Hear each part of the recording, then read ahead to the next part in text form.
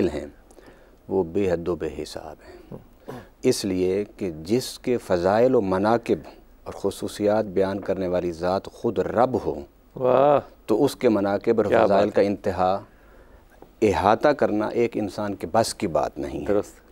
مگر ہمیں ضرورت اس بات کی ہے کہ ہم قرآن، سنت اور سیدنا صدیق اکبر کے حالات زندگی کو سامنے رکھتے ہوئے آج کے اس دور کے جو مسائل ہیں ان پر گفتگو کریں۔ اور وہ کیا ہے کہ آج سب سے بڑا مسئلہ جو مذہبی حوالے سے ہے وہ ہے اہانت کا، اور وہ ہے کسی کے بارے میں کم و بیش بولنے کا۔ اب ہم سیدنا صدیق اکبر رضی اللہ تعالیٰ عنہ کی حیات مبارکہ سے اسی پہلو کو لیتے ہیں تاکہ آج کا جو نوجوان ہے جو بڑا منتشر ہے کہ حق کدھر ہے، حق کس طرف نہیں ہے، ان کو بھی رہنمائی ملے اور وہ بھی کف لسان کی طرف آئیں، زبان کو روکنے کی طرف آئیں کہ فلاں شخصیات ایسی ہیں ان کے بارے میں ہمیں کچھ نہیں بولنا یا کم سے کم بے ادبی سے نہیں بولنا۔ اب آپ دیکھیے سیدنا صدیق اکبر رضی اللہ تعالیٰ عنہ کا رویہ ذات رسالت مآب صلی اللہ علیہ وسلم سے کیسا تھا؟ وہ تو عشق، اتباع، اطاعت، بلکہ عشق، اتباع، اطاعت سے بڑھ کے تو حضور کے صرف ابرو کے اشارے پر سب کچھ قربان کرنے کے لیے تیار ہوتے تھے۔ اس کی ایک بہت بڑی وجہ یہ بھی ہے جو کہ امام عائشہ بھی اس کو راوی کرتے ہیں کہ آپ کا جو وقت ہے رسول پاک صلی اللہ علیہ وسلم کا، وہ آپ کے گھر میں بحیثیت ایک فرد کے آرگومنٹ کے طور پہ، جس طرح کہ خاندان کا بڑا ہوتا ہے یا چھوٹا ہوتا ہے اور اپنی آ کے دلچسپی کے موضوع اور معاملات کو ڈسکس کرتا ہے، یہ تربیت گاہ جو تھی ہوئی حضرت ابوبکر صدیق کے گھر میں تھی ابتدائی دور میں۔ جی ہاں، سیدنا صدیق اکبر رسول اللہ علیہ وسلم کی اسلام سے پہلے بڑی دوستی تھی، بہت دوستی اور بڑی انڈرسٹینڈنگ تھی، اور اسی انڈرسٹینڈنگ کا نتیجہ تھا کہ اگر کوئی وحی اترتی تھی تو حضرت ابوبکر صدیق اس کے بارے میں خود وضاحت فرماتے تھے، جس کی وجہ سے صحابہ کرام نے ان کا نام رکھا یہ مزاج شناس نبوت ہیں، مزاج شناس نبوت ہیں۔ اچھا، اب میں بات کر رہا ہوں کہ ہمیں اس دور پر مسئلے کو حل کی طرف آنا چاہیے۔ اس بات کو تھوڑا سا ایکسپلین کر دیں کہ وہ جو کیفیت ہے کہ جو اختلافی پہلو ہیں یا دوسرے کے نقطہ نظر ہیں ان کو ایکسپلین کرنے کی کیپیسٹی، جی ہاں ایسا ہی ہے نا؟ بالکل ایسا ہی ہے۔ اب آپ دیکھیے کہ حضرت صدیق اکبر رضی اللہ تعالیٰ عنہ سے کسی نے پوچھا کہ آپ کے حسن سلوک کا سب سے زیادہ مستحق کون ہے؟ تو سیدنا صدیق اکبر رضی اللہ تعالیٰ نے فرمایا کہ میں اپنے قرابت داروں سے زیادہ ترجیح دوں گا کہ حضور کے قرابت داروں سے سلوک کیا۔ کیا بات ہے، مسائل ہی کراس دا بورڈ ختم کر دیا۔ یہ تو آپ کا فرمان ہے، یہ تو آپ کا ارشاد ہے۔ ایک دفعہ مولا علی کرم اللہ تعالیٰ وجہ الکریم اور سیدنا صدیق اکبر نماز عصر پڑھ کے باہر نکلے تو سامنے شہزادہ حسن نظر آئے، تو سیدنا صدیق اکبر رضی اللہ تعالیٰ عنہ نے کندھے پر بٹھا لیا، اور کندھے پر بٹھا کے مولا علی سے کہتے ہیں علی میں نے اس لیے اس کو کندھے پر نہیں بٹھایا کہ یہ تیرا بیٹا ہے۔ تو مولا علی مسکرا کے کہتے ہیں، فرماتے ہیں کہ پھر کیوں بٹھایا ہے؟ وہ کہنے کہ یہ شکل مصطفیٰ ہے، اور فرمایا کہ یہ کیوں تم لے کے گھوم رہے ہو مدینہ کی گلیوں میں؟ انہوں نے کہا میں نے چند دن پہلے آقا کو دیکھا ہے، تو میں نے کہا کہ آقا کی اس سنت پر عمل کر لوں، شاید اسی سے میری نجات ہو جائے۔ اب یہ آپ دیکھیے کہ جب یہ معاملہ تھا، یہ تو ایک بات ہے، اس جیسی ہزاروں باتیں قرآن و سنت میں موجود ہیں۔ جب امام حسن کو کندھے پر اٹھا کے پھر رہے ہیں اور ان کو ادب کر رہے ہیں، ان کا احترام کر رہے ہیں، اور اس کے ساتھ سیدنا ابو ہریرہ کی حدیث سنیے، وہ فرماتے ہیں کہ جہاں بھی ان کو ان دو شہزادوں میں سے کوئی شہزادہ نظر آ جاتا وہ ان کو پکڑ کے وہاں بٹھاتے، پھر اپنے دستار اتار کے ان کے پاؤں کو صاف کرتے تھے۔ اتنا بڑا محدث صحابی، اور میں تو ایک جملہ آپ کی بڑا اچھا جملہ استعمال کیا، اتنا بڑا محدث صحابی کہ اس طرح کر رہا ہے عمل۔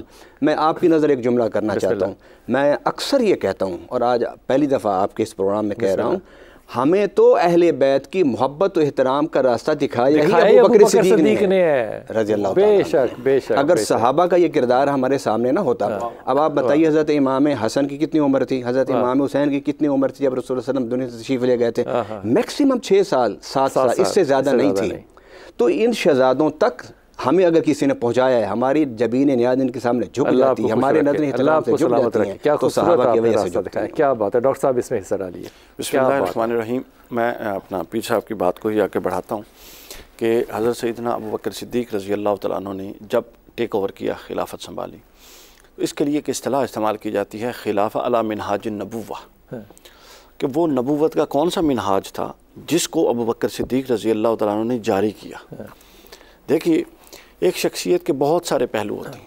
ہمارے ہاں ایک روٹین یہ بن گئی ہے کہ ہم ان بڑی شخصیات کو ہمیشہ ماورائی ایسپیکٹس میں دیکھنے کے عادی ہو. درست ہے آپ کی بات. اور پریکٹیکلی جو انہوں نے بیئر کیا اور جو انہوں نے کنٹریبیوٹ کیا اس کی اہمیت توجہ کم ہوتی ہے. توجہ بھی کم اور اہمیت بھی ختم کر دیتے ہیں. نہیں ان کے لیے تو مسئلہ ہی نہیں تھا, وہ تو یوں اشاروں سے معاملات چلاتے تھے.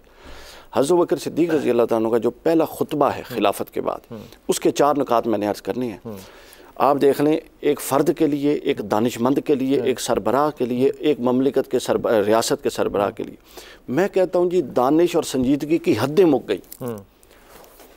اب حضور علیہ السلام کا وصال ہوا تھا, ہر بندہ غمزدہ تھا. حضرت عمر فاروق جیسا بندہ اپنے حواس قائم نہیں رکھ سکا, اور فرماتے تھے کہ کوئی یہ کہے کہ رسول اللہ وصال فرما گئے ہیں تو میں یہ کر دوں گا.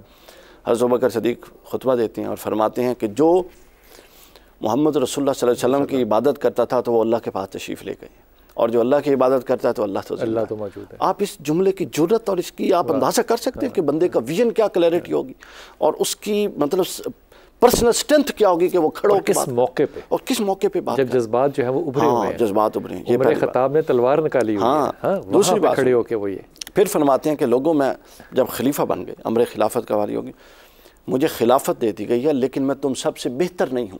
یہ لفظ سن لیجئے, ٹھیک ہو گیا, یہ طبقات ابن سعد میں ہے. مجھے خلافت دے دی گئی ہے لیکن میں تم سب سے بہتر نہیں ہوں.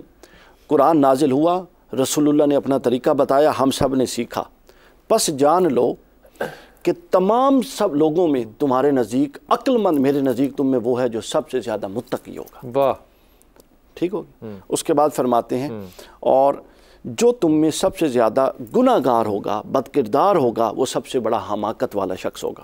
اس کے بعد فرماتے ہیں, اس کے لیے میں نے یہ ساری تمیز باندھی جو اب جملہ آ رہا ہے, فرماتے ہیں جو تم میں سب سے طاقتور ہے وہ میرے نزدیک سب سے کمزور ہوگا جب تک کہ میں اس سے حصہ لے کے کمزور کو نہ دے دوں. کیا بات ہے یار. اور جو تم میں سب سے کمزور ہے وہ میرے نزدیک سب سے طاقتور ہوگا جب تک کہ اس کا حصہ اس کو پہنچا نہ دے. اور آخری جملہ فرماتے ہیں کہ اگر میں اچھا کروں تو میرا ساتھ پھر کہہ دیجئے یار, یہ جملے میں بڑا لطف ہے. کیا ایڈمنسٹریٹو بات ہے. ہاں, تم میں سے جو طاقتور ہے وہ سب سے کمزور ہے, اس سے لے کے میں اس کا دوسرے کو دے نہ دوں, اور جو کمزور ہے وہ سب سے طاقتور ہے جب تک اس کا حصہ نہ اس کا حصہ اس کے سپرد نہ کرے. اور پھر فرماتے ہیں کہ میں ایجاد کرنے والا نہیں ہوں, اتباع کرنے والا ہوں. یہ بڑا خیر ہے اس جملے میں. کیا بات ہے. میں ایجاد کرنے والا نہیں ہوں, اتباع کرنے والا ہوں, لہٰذا اگر میں اچھا کروں تو میرا ساتھ دو, اور اگر میں غلط کروں تو مجھے سیدھا کر دو. کیا بات. یہ ہے اسلام, شخصیت, کردار اور خلافت راشدہ. کیا بات ہے. میں ایجاد کرنے والا نہیں ہوں, میں اتباع کرنے والا ہوں. اب یہاں پہ ایجاد کرنے والا نہیں ہوں, اتباع کرنے والا, اس جملے کے اوپر سوال یہ ایک پیدا ہوتا ہے کہ جب قرآن کو اکٹھا کرنا کی باری آئی تو پھر آپ کا کیا رد عمل تھا, اور جب حضرت اسامہ کے لشکر کو بھیجنے کی باری آئی تو تب اتباع کیا تھی, یہ فرمائیے. دیکھیے, قرآن کریم کے جمع آوری کا معاملہ بڑا اہم معاملہ ہے. نبی کریم صلی اللہ علیہ وآلہ وسلم کے دور مبارک میں قرآن کریم مختلف اشیاء پر لکھا جاتا تھا, لیکن سب سے بڑھ کر جو خطۂ عرب کی ایک کوالٹی تھی وہ تھا لرن بائی ہارٹ, یعنی دل میں یاد کرنا. اور یہ ان کے لیے کوئی اچنبھا نہیں تھا. اور وہ ہر مطلب آپ یہ دیکھیے, انہیں اپنے گھوڑوں کے آباء و اجداد 500 نام یاد تھے کہ